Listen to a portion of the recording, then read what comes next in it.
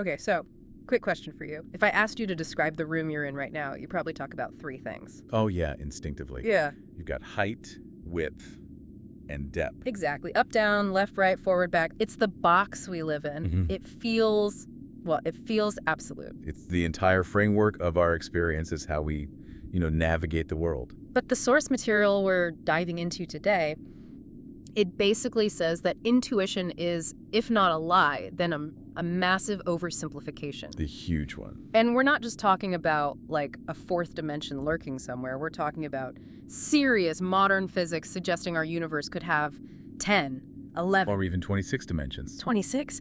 That's the number that sounds like you've picked up a sci-fi novel by mistake. It does. But you're right, these aren't just random numbers. They're mathematical necessities for these theories to work. So that's the mission for this deep dive. How do we get from the simple 3 dimensions we see to physics demanding 26?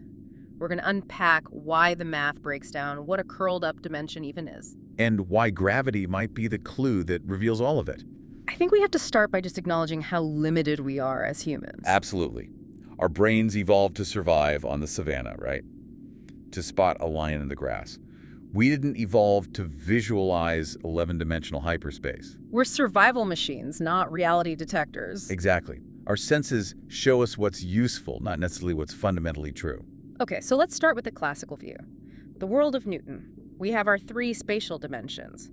But even before we get into the wild stuff, we'd already accepted a 4th one, hadn't we? We had time. But the sources make this really fascinating distinction here that I think most people gloss over. Oh. Well, we lump it in with the others, but our experience of it is completely different. In space length, width, height, we can move freely. Right. I can walk across the room, I can turn around, I can walk back, I have agency. Total agency. But with time, the text calls it a unidirectional flow. We're just passengers. We're trapped. Dragged toward the future, no turning back. Exactly. You can't stop it, you can't step sideways. Yeah. Which makes what Einstein did even more incredible. Because he didn't just add time as like a clock on the wall. No, he wove it into the very fabric of the other 3. He showed us that space and time are one thing, space-time. And that's what gravity is, right? The bending of that 4-dimensional fabric. That's it.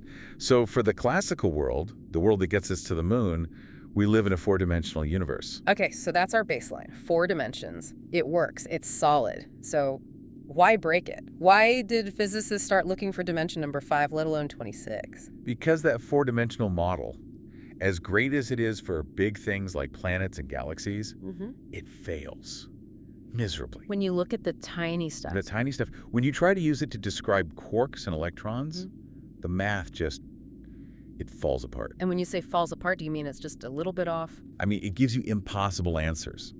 Like infinities popping up in equations where you should have a nice finite number. It's the central conflict in physics. General relativity for the big and quantum mechanics for the small. And they don't get along. They speak different languages in a 4-dimensional world. They're incompatible. Which is where string theory comes in, sort of as the great unifier. That's the hope. And it does it by changing what a particle even is. Physics usually says electron is a dot, a 0-dimensional point. String theory says, no, it's not a dot. It's a tiny vibrating loop of energy. A string. Okay, wait. This is the part I kind of got stuck on. Why does a string need more dimensions? I mean, a guitar string vibrates just fine in our world. That's a great question, and it's really the core of it. Think about that guitar string. It vibrates and creates a note, a sound. Right. In string theory, the note isn't sound. It's a particle. One vibration pattern looks like an electron, another looks like a photon.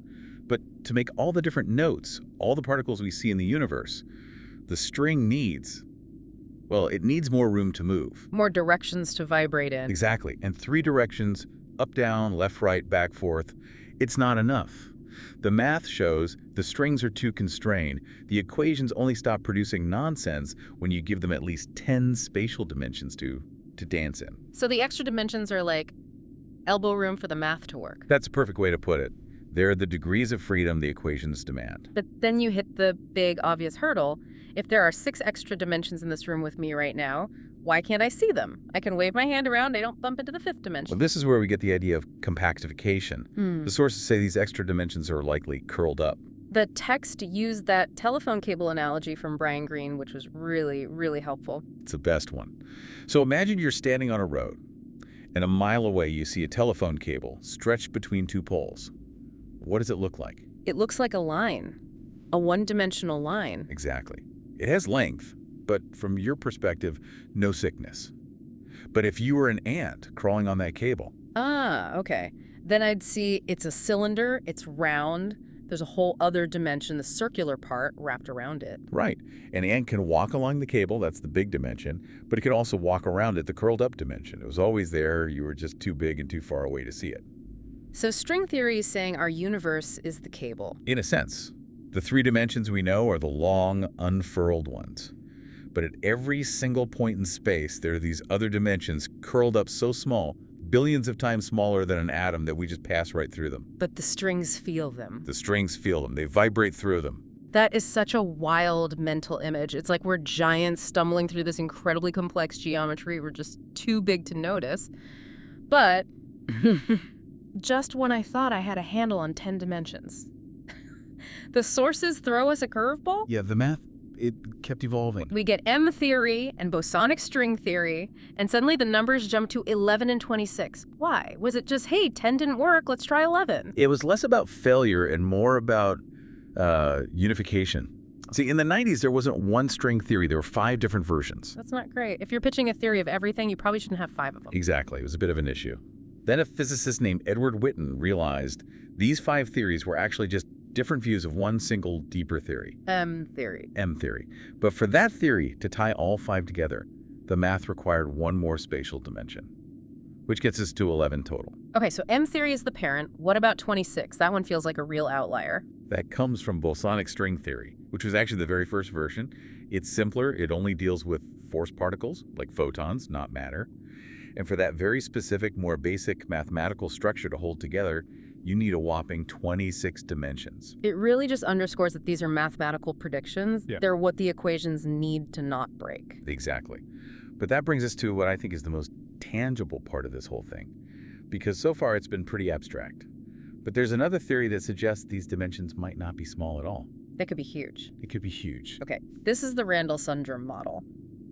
And I have to say, this part of the reading, it actually gave me a bit of a chill. It feels less like geometry and more like cosmology. It's a total paradigm shift. In 1999, Lisa Randall and Roman Sundrum basically said, what if we stop thinking about curled up dimensions and start thinking about brains? B-R-A-N-E, as in membrane. Right. The idea is that our entire universe, everything you see, every star, every atom, is trapped on a 3-dimensional membrane. Floating in what? Floating in a higher dimensional space called the bulk. The bulk. It sounds like a monster from a B movie. It does, doesn't it? But in this model, the extra dimension isn't a tiny loop. The bulk could be a massive, even infinite space. Our universe is just one slice, one brain inside it. But if there's this huge space right next to us, why are we stuck here? Why can't I just, throw a ball into the 5th dimension? Because almost everything that makes you you, electromagnetism, the nuclear forces, they're all stuck to the brain. The particles and forces are, like, physically bound to our 3D slice of reality. We can't leave the page we're written on. You can't. What? But there might be one exception. And it potentially solves one of the biggest puzzles in all of physics. Gravity. Gravity, the hierarchy problem. Why is gravity so much weaker than all the other forces? I loved the fridge magnet example from the notes. It's so perfect. It's undeniable. A tiny little magnet can pick up a paper clip, fighting against the gravitational pull of the entire Earth. And the magnet wins. Gravity is just astonishingly feeble. So the Randall-Sundrum model says, maybe gravity isn't weak at all. Maybe it just looks weak to us because it's leaking. Leaking into the bulk. Exactly. Unlike light or magnetism, gravity isn't stuck to our brain. It can travel through the bulk. So its strength gets spread out across that extra dimension. So we're only feeling the spillover, the diluted version of its true strength. Precisely. Its force propagates through the bulk, and by the time it reaches our brain, it's just a whisper of what it really is. That is an incredibly elegant explanation. It takes something we know is true, gravity is weak, and gives a reason for it. But I have to ask, it's a beautiful story. Is there any proof? That's the billion-dollar question. And it's why we built the Large Hadron Collider, the LHC. The giant particle smasher. A dimension hunter. That's one of its jobs, yes. They smash protons together at incredible speeds, and in the debris of those collisions, they look for something very specific. Missing energy. Missing energy. Conservation of energy is a fundamental law. What goes in must come out. But if this brain model is right, you could create a particle of gravity, a graviton that isn't stuck to our brain. It could just escape into the bulk. It could zip off into the fifth dimension. Yeah. And our detectors would see a deficit. They'd say, wait, we put 100 units of energy in, but we only see 90 coming out. That missing 10 would be the footprint of an extra dimension. So, the big question, the drum roll moment, have they found it? The short answer is no, not yet. That's a bit of a letdown. It is, but in science, a null result is still a result. It tells us things. It means if these dimensions exist in this way, they're probably at a higher energy than we can currently reach. It doesn't kill the theory, it refines it. It tells us where not to look. So we're still standing on the edge of the cliff, staring into the fog. The math says something is out there. We are. But look how far we've come in just this conversation. We started in a simple box length, width, height.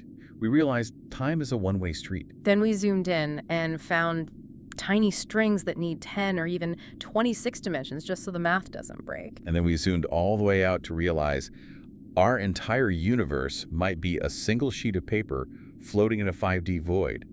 It really changes your perspective on what reality is. It goes back to that cable analogy.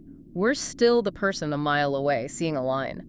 We're desperately trying to build a telescope powerful enough to see that it's actually a cylinder. And we are building better and better ones. Yeah. The LHC is just today's model. Before we sign off, I just want to leave our listeners with one final thought that this reading sparked for me. This is pure speculation, but we talk about gravity leaking out of our universe into the bulk. I think I see where you're going. What could leak in? We know there's this stuff called dark matter. We can't see it, we can't touch it, but we can feel its gravity holding our galaxies together. What if dark matter is just the gravity of a neighboring universe? Another brain right next to ours in the bulk, invisible to us, but its gravity is bleeding over and pulling on our stars. The math doesn't rule it out. It's a real hypothesis in brain cosmology. We could be in a crowded room, totally unaware of the people standing right next to us, because their matter is on a different brain. We just feel their weight. On that slightly chilling note, we hope this deep dive helped you visualize the invisible. Keep looking closely at that cable. Thanks for listening.